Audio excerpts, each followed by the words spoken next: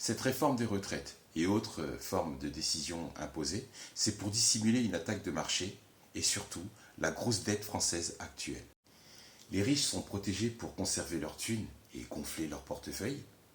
Et c'est le peuple français qui doit passer à la caisse pour pallier à la future chute de l'immobilier, entre autres. 2022, la France encaisse 354 milliards d'impôts. Mais elle dépense nos thunes de façon abusive. Elle a claqué 513 milliards d'euros, soit presque le double. Voici une des raisons qui explique pourquoi la France est dans le rouge de 151 milliards d'euros.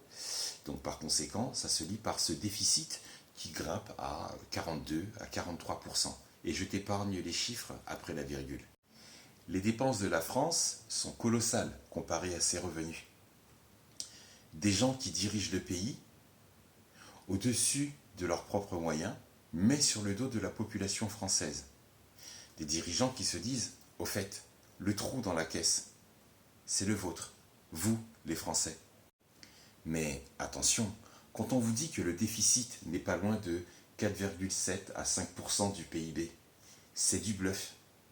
Comparer le PIB et le déficit, ça c'est une arnaque. Le revenu de l'État, c'est sur l'argent des impôts.